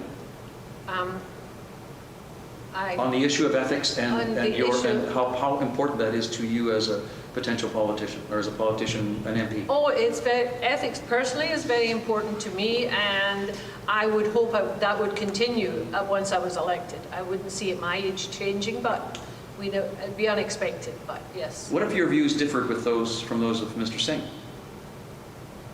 I think I'll be able to talk to him and tell him that I'm really uncomfortable, and what are we going to work, can we work this out, and what are my options? Thanks, Eileen. What are you? Well, the issue of ethics, you know, I was a member of parliament, so I know what it means to be ethically correct. So that is very important, to abide by the rule of ethics and to serve. And you are serving the community. There's no way that you are sick or you are in holidays and so on. You are always bound to serve the community. When somebody is telling about an MP that is getting $170,000 and so on, I tell you something. Look at the assistant deputy minister. Look at the deputy minister, who they don't take any responsibility like the members of parliament, and they are getting salaries 3 times better than the prime minister. So when you are speaking about the salaries of the MPs, I don't think so that is a realistic way to judge them by the amount of money that they are receiving. Okay. They are receiving much less money than other people who should advise them, and they are incompetent. Civil servants are the experts. That's why they're there. That's probably why they're paid more. That's my view. I have seen many incompetent civil servants. Okay. Jacob. Thanks, Ted. Great question. I think we have the least ethical government we've ever had. We have a Prime Minister who's been found guilty of violating Canada's ethics laws. The only Prime Minister in history to have been found guilty of violating ethics laws. So that's a huge problem. You can't have, in law we have something called the appearance of bias, and it erodes and brings the administration of justice into disrepute. And I think the same thing applies here in government. When you have the Prime Minister or ministers making decisions with the appearance of bias that may benefit them or their family, that brings the administration of government into disrepute. It erodes Canadians' trust that members of Parliament, the Prime Minister, and Cabinet Ministers are making decisions based on what's best for Canadians and not themselves. My question for our current member is it ethical, and how do you justify spending $47,000 in 2020 to revamp your office? In your 2020 expenses, it was noted that you spent approximately $47,000. Was that your parliamentary office in Ottawa? Was that your constituency office, which has been closed for the pandemic? Or was that your home office? First of all, we don't have home offices. And it was my constituency office that we renovated. And it was for a couple of reasons. One, we found mold, an infestation of rats, And when we had to start ripping up walls, we decided that it was time, since the building was old, to make it accessible. I stand by that decision. I treat the funding that our offices are given, I treat that with the utmost respect. But creating a safe work environment for my staff and the community members that come there, to ensure that somebody in a wheelchair can actually maneuver and access MP services, is something I will defend. Ensuring that my staff aren't exposed to mold and rodents and infestation, and all of this was done. I appreciate that Mr. Mantle wants some kind of gotcha moment, but I uphold the responsibility of my office. I take that incredibly seriously, but I'm not going to put constituents or my staff in harm's way. And everything that we did to ensure that these renovations, for example, upheld health and safety regulations, that they met the House of Commons spending rules. We had everything vetted in advance before a single dollar or contractor was hired. But that was the rationale, so you'll have to try a little bit harder next Okay, thank time. you for that tete-a-tete there. We've got time now for just your concluding remarks, so while you get your thoughts together or notes that you require, a reminder that we're going to give you each a couple of minutes or thereabouts to offer concluding remarks. Before you do, and before people tune out, I just want to say how thankful we are that you've come tonight. I know that these forums for us have been infrequent during this election, which is a shame, but the pandemic is responsible for that. We appreciate your going through all the hoops to get here and to give as much time and attention to these issues for our constituents, our voters, as you have. So I thank you ahead of your concluding remarks. We'll go in opposite order from the way we did with the introductory remarks. First Jacob, second Jennifer, third Eileen, and fourth Cornelia.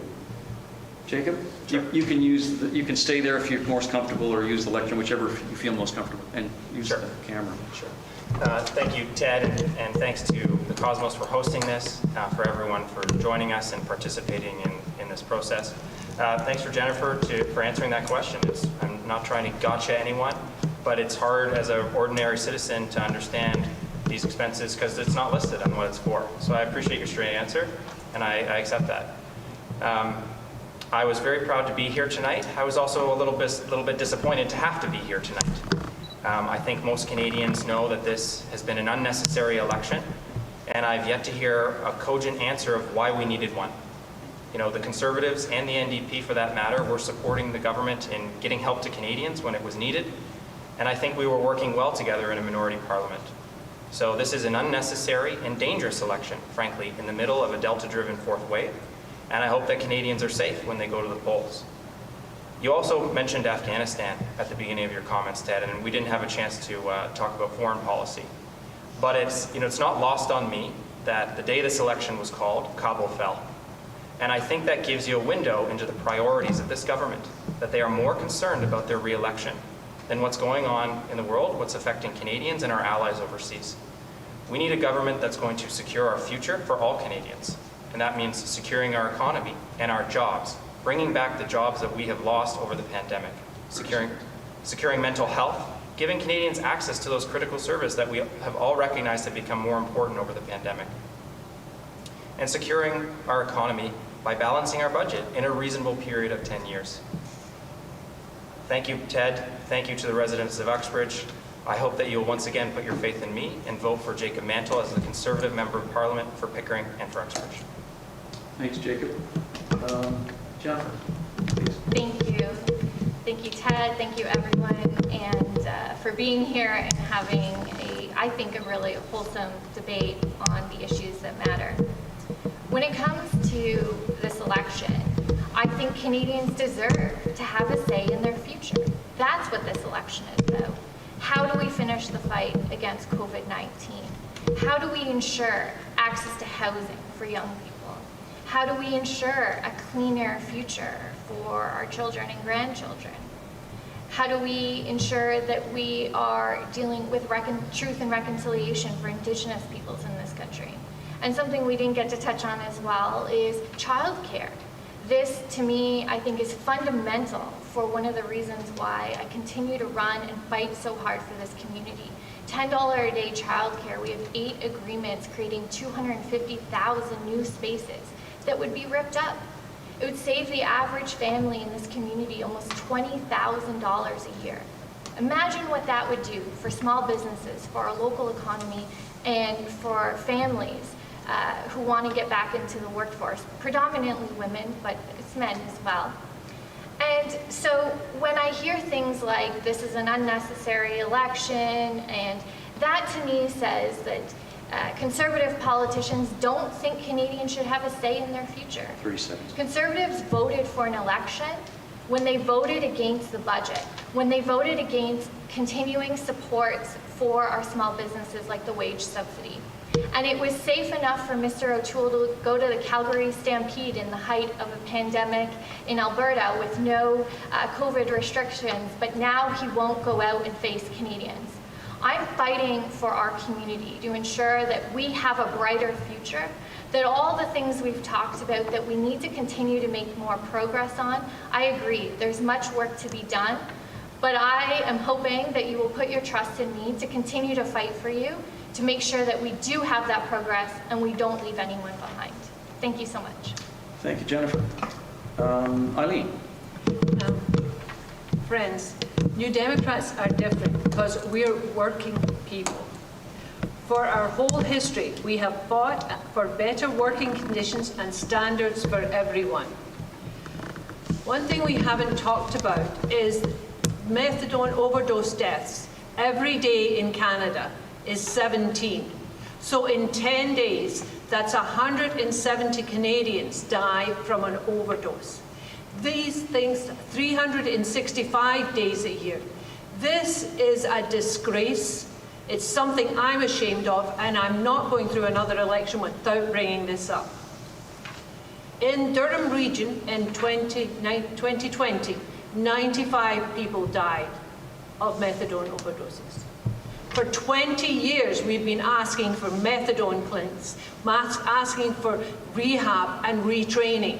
You need these three things to get these people back into the community and be the kind of people they really are. Who are we to do this to people? This is science. It's really, really shameful. Another item we didn't get a chance to talk about tonight is gun control. We wish to take assault weapons off our streets permanently.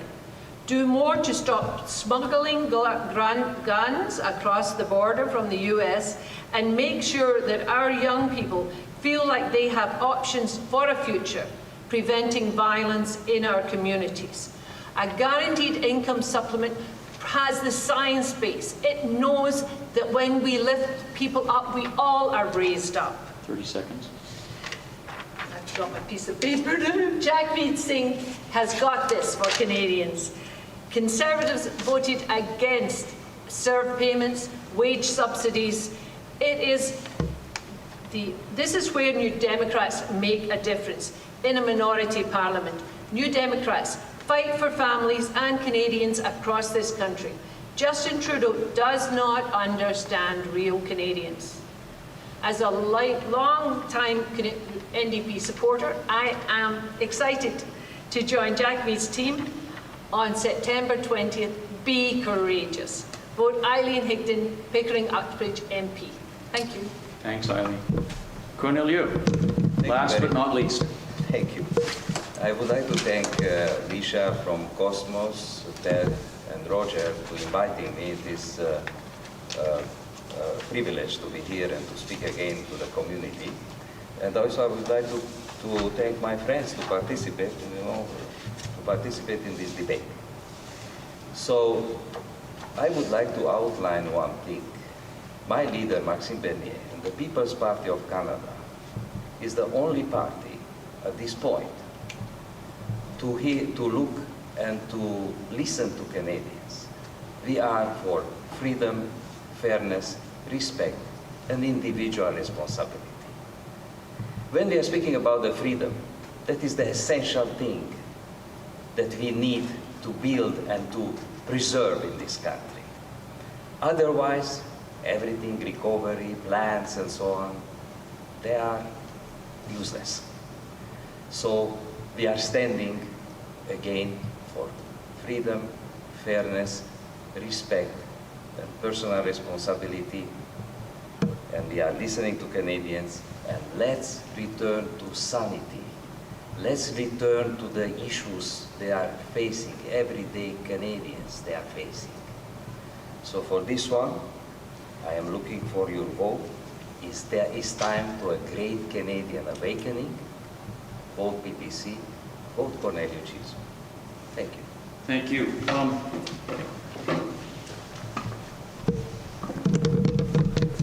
I want to apologize that we didn't get to gun control, childcare, other issues that were raised, other foreign policy issues which deserve attention. But we were essentially driven by the questions that came to us through our readers and those responding tonight. What I would strongly urge everyone, if their issue was not raised tonight, is to do the research that all of us have alluded to, and that's do the reading, find out more about each of the four candidates. Others should there, I don't think there are other than the four candidates as far as I know. No, Go to their websites. I'm sure they're as obvious as us sitting here. And find out what each of the parties and each of the candidates believes in on the issues that we didn't cover tonight, so that you can research and prepare and come to the final decision on September the 20th, or if you vote prior to and the balloting that goes in the mail, however you vote, do it. Do the research that we're saying so that your vote is an informed one. And you can appreciate all the work that these four people put into their campaigns, in expressing their beliefs, in recognizing the needs of Canadians, and wanting to be citizens who care about where the country goes to. Let's join them, whatever the affiliation you believe and want to follow, by doing the same thing. Spending the time they've done to stand up for them, their parties and their philosophical beliefs. Let's all be like that and do some of that preparation and make sure that the kind of effort they put into it, we can equal when we do our duty and go to the polls and vote. So let's not be apathetic. That's the enemy tonight. Let's participate, care, look at what they care about, what they want to do to Canada's future, and join them. Thank you for joining us tonight. And again, I applaud the candidates for all your work and for the people who helped prepare this evening and make it happen. The few that we are in this room. And we'll see you at the polls. Thanks. thank you.